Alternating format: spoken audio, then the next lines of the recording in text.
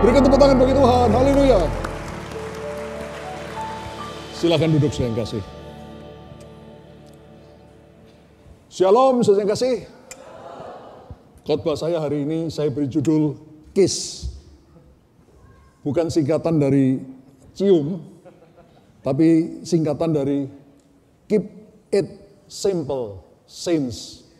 Buatlah tetap sederhana orang-orang kudus. Tapi aslinya S yang terakhir itu bukan saints, tapi stupid. Jadi keep it simple stupid. Tapi karena kita orang-orang kudus, kita ganti dengan saints. Amin. Ya, jangan pakai kata-kata stupid, saudara. Saudara, banyak orang yang berpikir bahwa isi Alkitab itu sulit untuk dimengerti. Benar atau salah? Siapa yang bilang benar? Siapa yang bilang salah? Ya, yang tidak angkat tangan namanya atau benar atau salah, bos akarmu itu. Saudara, ini benar dan salah. Benar tapi sekaligus juga salah. Kenapa saya katakan benar? Karena banyak ayat Alkitab itu yang perlu diteliti dengan cermat. Perlu dipelajari dulu apa bahasa aslinya. Perlu dilihat konteksnya, hubungan dengan ayat-ayat di atas dan di bawahnya. Perlu dilihat latar belakang budayanya dan sebagainya. Jadi memang sulit, saudara, untuk dimengerti. Bahkan kadang-kadang perlu ilham Roh Kudus yang tinggi supaya bisa mengerti ayat firman Tuhan. Contoh, sekian tahun yang lalu ketika saya baca Matius 5 ayat 48. Di sana Tuhan Yesus berfirman, haruslah kamu sempurna, sama seperti Bapamu di surga adalah sempurna. Saya pikir ini perintah Tuhan ini tidak masuk akal. Kalau dikatakan haruslah kamu sempurna seperti Nabi A, Rasul B, mungkin masih bisa, biarpun sangat sulit, saudara. Karena mereka juga manusia. Tapi kalau kita harus sempurna sama seperti Bapa kita yang maha sempurna di surga, mana mungkin kita manusia ciptaan Allah yang tidak sempurna. Mana bisa sempurna seperti Bapa di surga sempurna. Tapi di sisi yang lain, saya tahu yang merintah ini Tuhan Yesus. Jadi pasti bisa. Ya, Tuhan Yesus tidak mungkin memerintah yang tidak mungkin kita lakukan. Saya baru mengerti ketika Roh Kudus memberikan ilham pada saya. Sekian tahun yang lalu ketika saya membaca tentang rapture. Di sana dikatakan ketika kita rapture, tubuh darah daging ini diubah jadi tubuh kemuliaan.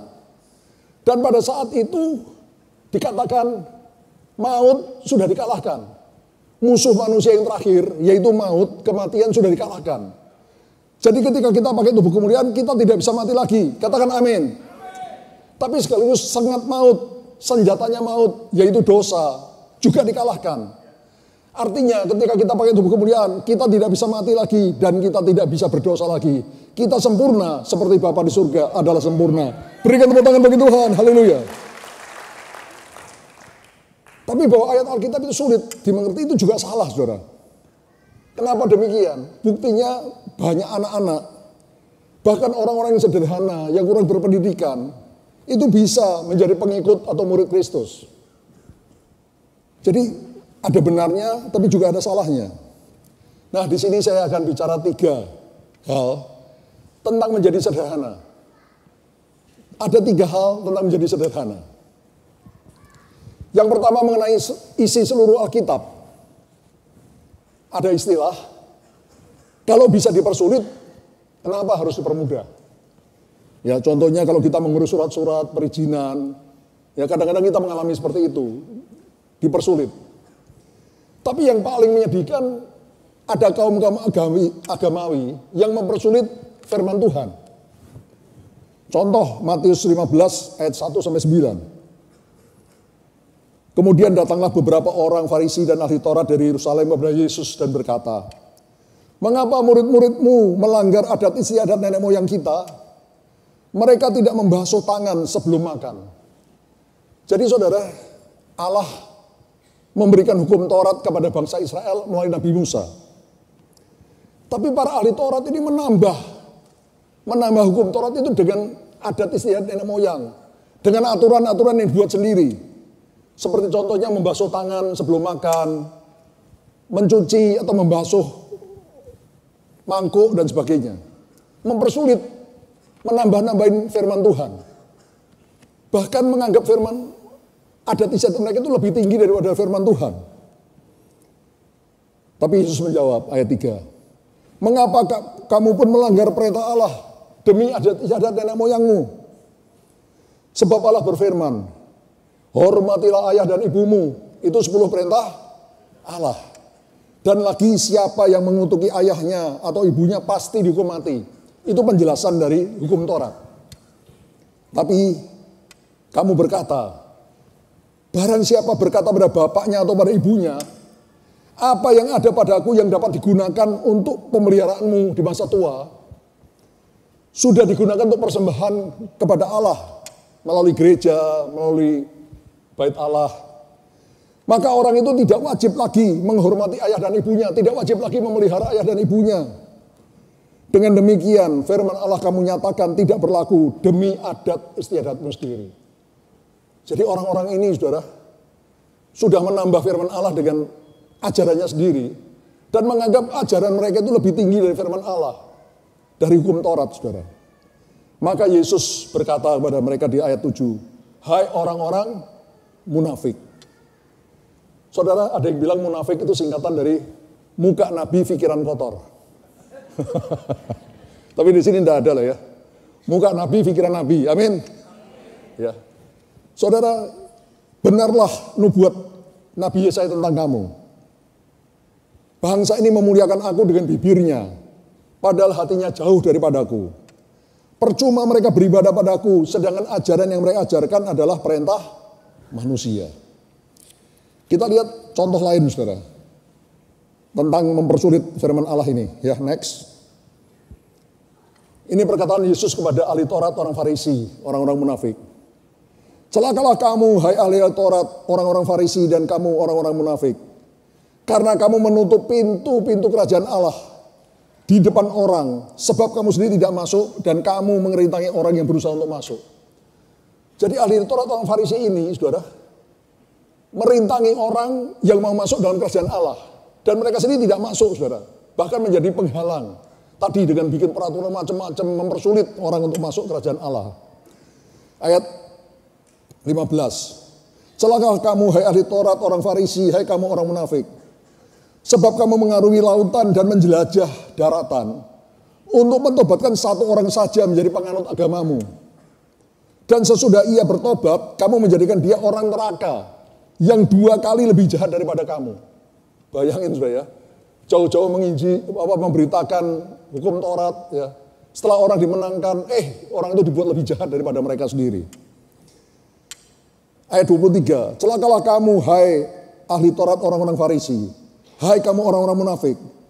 Sebab perhatikan saudara, persepuluhan dari selasih, adas manis dan jintar kamu bayar. Tetapi yang terpenting dari hukum Taurat kamu abaikan, yaitu keadilan dan belas kasihan dan kesetiaan. Yang satu harus dilakukan dan yang lain jangan diabaikan.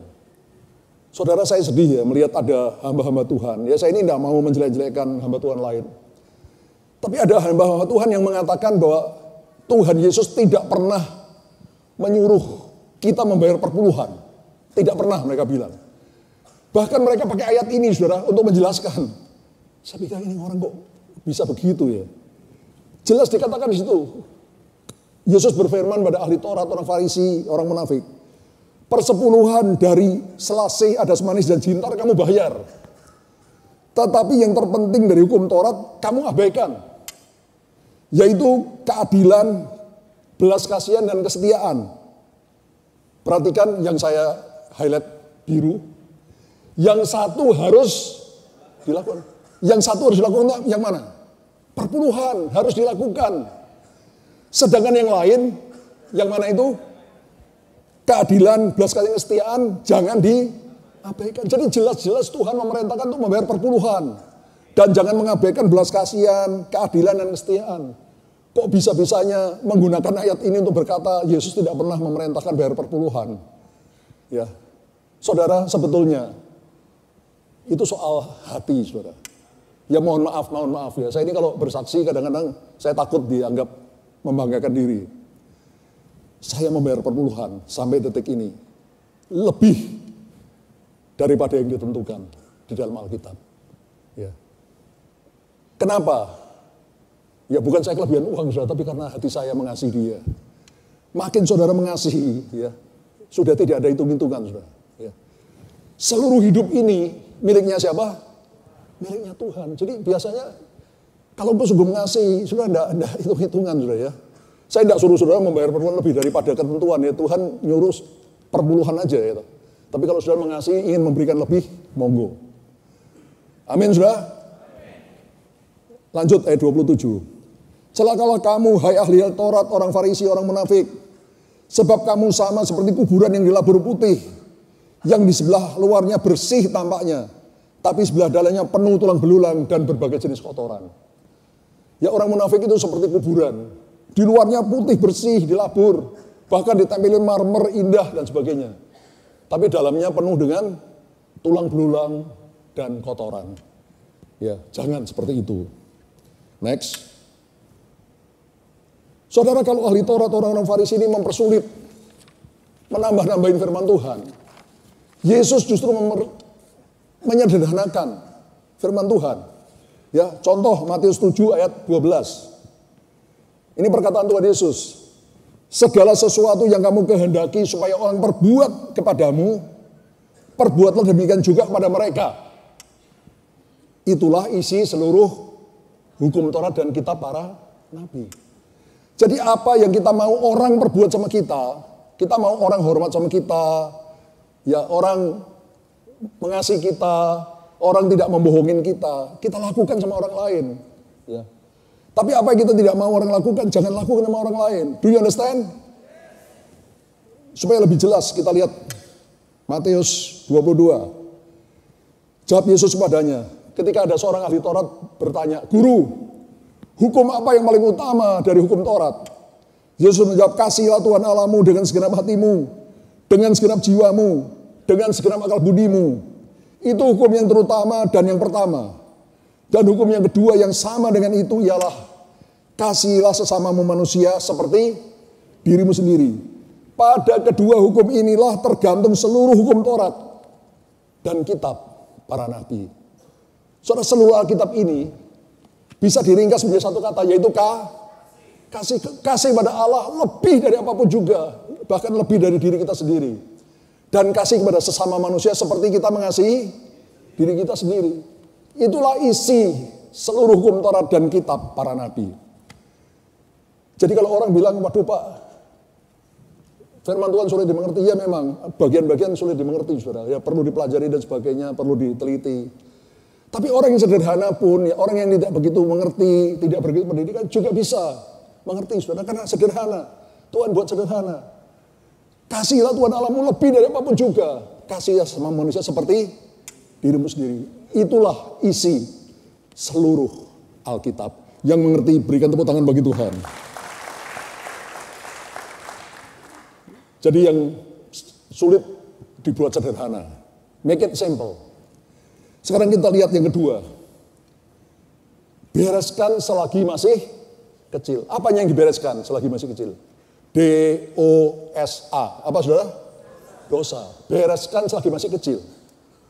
Itu orang jahat di luar sana, saudara. Yang kejamnya bukan main, bunuh orang, berkosa, merampok, tidak keru-keruan. Itu mulainya bukan seperti itu, saudara. Mulainya mereka kecil-kecilan, mungkin nyuri kecil-kecilan dan sebagainya. Lama-lama ketika dibiarkan dosanya menjadi makin menumpuk, makin besar. Dan semakin dosa makin besar, makin sulit untuk dibereskan. Saya berikan contoh. Dosa itu seperti benalu. Saudara, di rumah saya, itu banyak pohon buah-buahan. Ada duren, ada rambutan. Itu ada pohon yang sudah puluhan tahun, saudara, sehingga tinggi sekali, saudara, belasan meter. Tapi sayangnya, pohon yang tinggi sekali itu ada banyak benalunya, saudara. Dari bawah sampai ke pucuk-pucuk. Akibatnya apa? Pohon itu jarang berbuah. Kalau berbuah pun kecil-kecil sedikit, saudara. Saya pernah coba suruh bersihkan benalunya. Tapi ternyata di bawah benalu itu banyak sekali ribuan semut, saudara.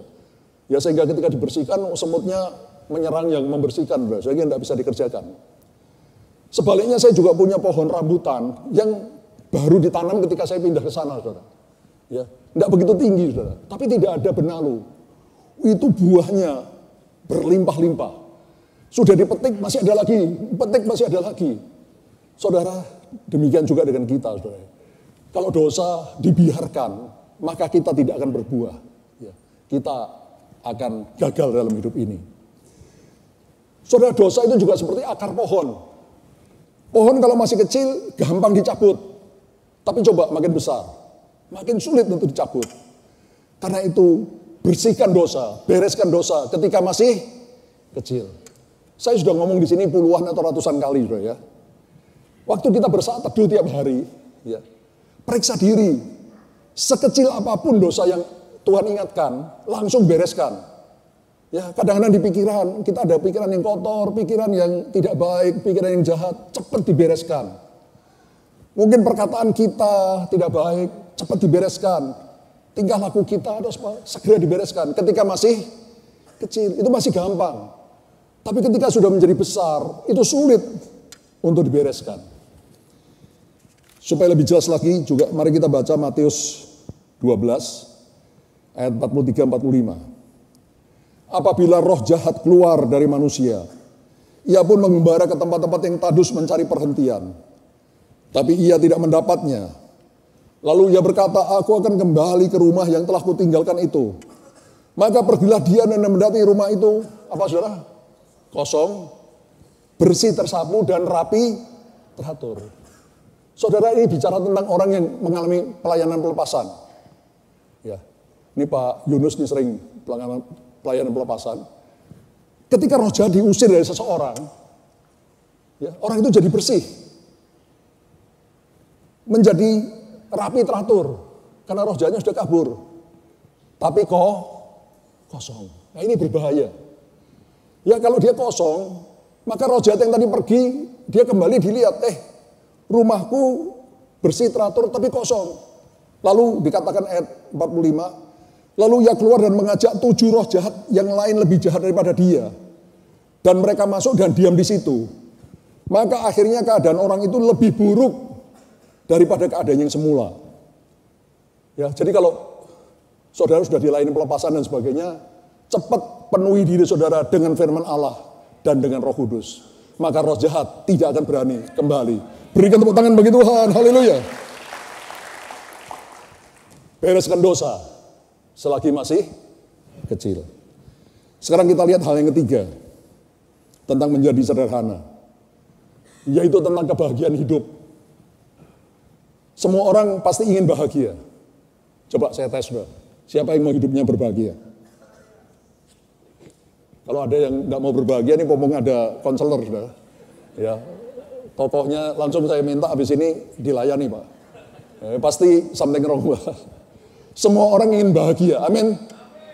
Tapi kenapa buktinya banyak sekali orang tidak berbahagia hidupnya? Bahkan banyak sekali orang Kristen yang tidak berbahagia hidupnya. Karena, perhatikan, mereka mencari kebahagiaan di tempat yang salah. Apa saudara? Di tempat yang salah, mereka mencari pada kekayaan. Orang Kristen boleh kaya enggak? Boleh, tapi kalau saudara fokus pada kekayaan, itu salah saudara. Ketika saudara dapat kekayaan, damai sejahtera hilang. Banyak sekali orang kaya yang hidupnya tidak berbahagia. Boleh kaya saudara, tapi jangan fokus pada kekayaan. Banyak orang yang mencari pangkat kedudukan. Boleh enggak punya pangkat tinggi?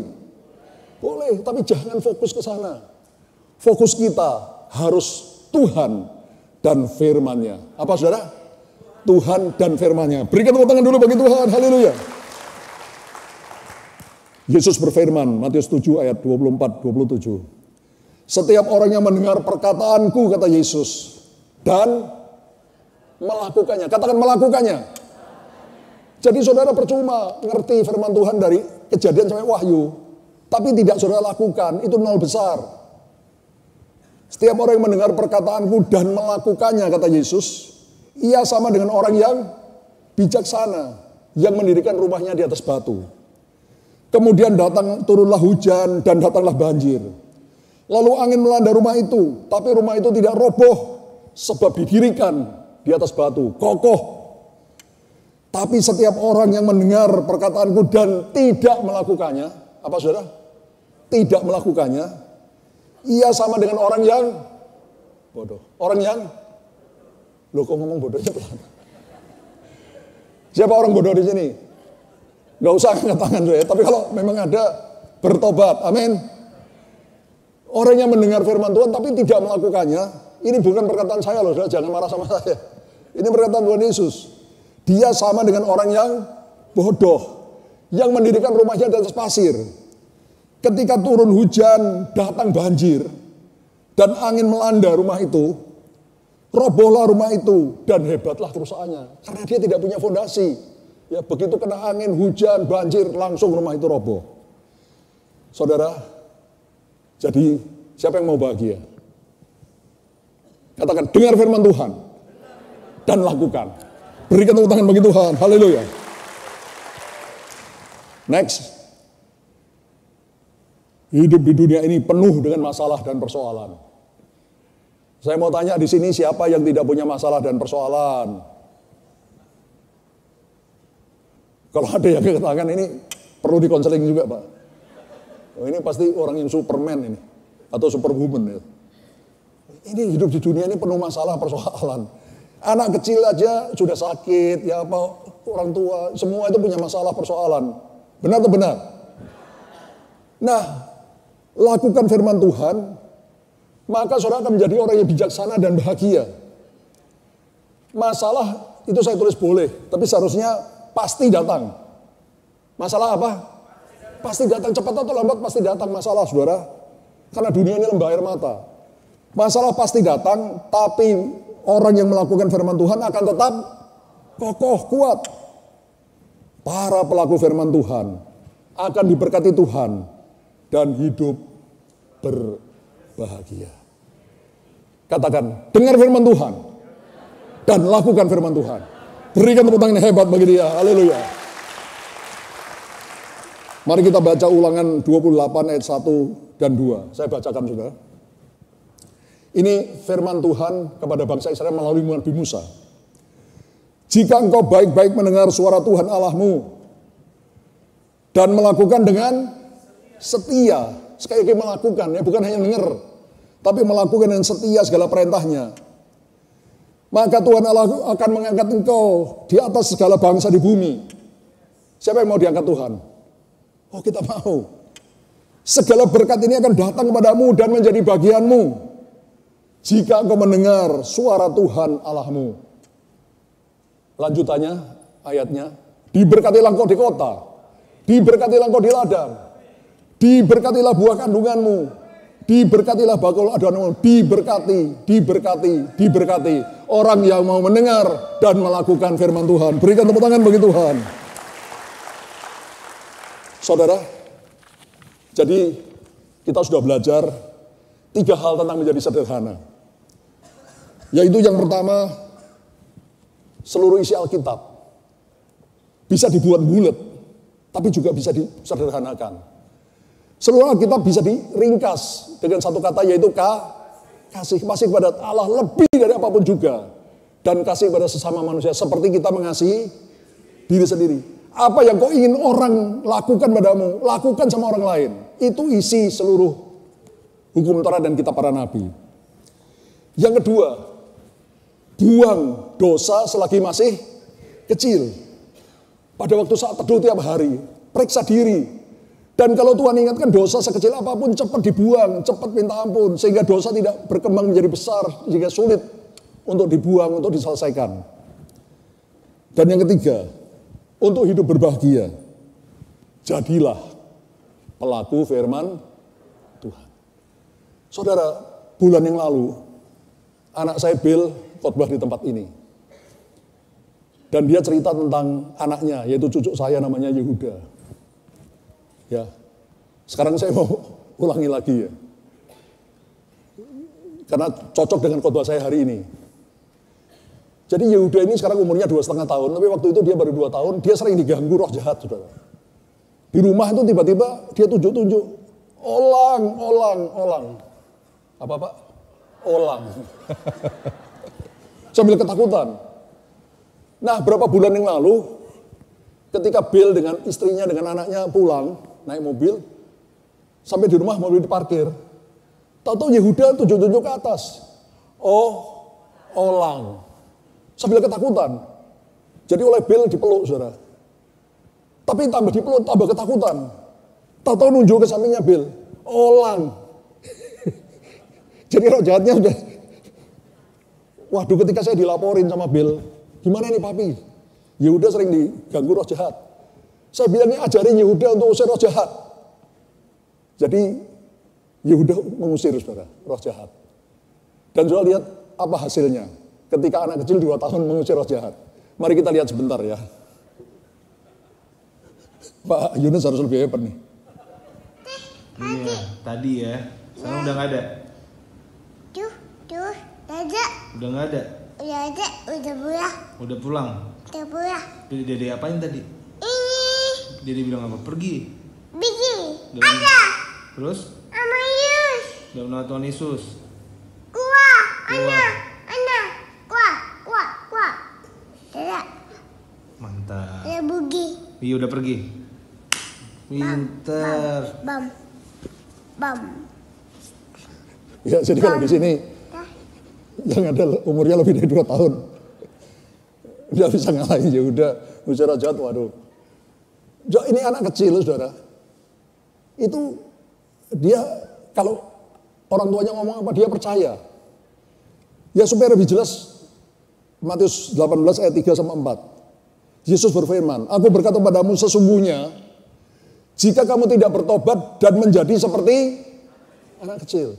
Katakan kira-kira, bertobat dan jadi seperti anak kecil. Kamu tidak akan masuk ke dalam kerajaan surga. Jadi kalau mau masuk kerajaan surga harus bertobat dan jadi seperti anak kecil. Anak kecil itu banyak hal yang baik, saudara. Anak kecil itu enggak gengsi. Ya, gengsi gitu. Enggak, saudara. Ya. Anak kecil enggak gengsi, dia rendah hati. Mudah mengampuni. Ya, dan yang paling utama dia mudah percaya. Apa yang dikatakan oleh orang tuanya, dia percaya. Yehuda kan enggak mikir, saudara. Ini gimana, roh jahat, dia serem, gini, dia enggak peduli. Bapaknya bilang usir dalam nama Yesus, ya dia usir dalam nama Yesus. Yang setannya yang kabur tunggang langgang. Ya. Jadi slide terakhir. Untuk masuk kerajaan surga, bertobatlah. Jadilah seperti anak kecil. Simple. Sederhana. Saudara, ada seorang hamba Tuhan. Hebat, kalau saya tidak salah ingat, Smith Wigglesworth. Hamba Tuhan yang dipakai Tuhan luar biasa. Dia membangkitkan 23 orang mati. Saudara pernah membangkitkan berapa orang mati? Saya pun belum pernah, saudara. Ya kalau orang sembuh mungkin pernah. Tapi kalau membangkitkan orang mati saya nggak pernah, saudara. Pernah ngomong begini, saudara. Kalau salah ini memang Smith ya. Dia bilang gini. Tuhan berfirman, aku percaya. Dan selesailah masalahnya. Saya ulangi. Tuhan berfirman, aku percaya dan selesailah masalah. Seperti Yehuda. Bapaknya ngomong, Yehuda percaya, selesailah masalahnya. Jadilah seperti anak kecil supaya engkau masuk dalam kerajaan surga. Berikan tepuk tangan hebat bagi Tuhan. Saya undang untuk bangkit berdiri, saudara. Lagunya sudah ya.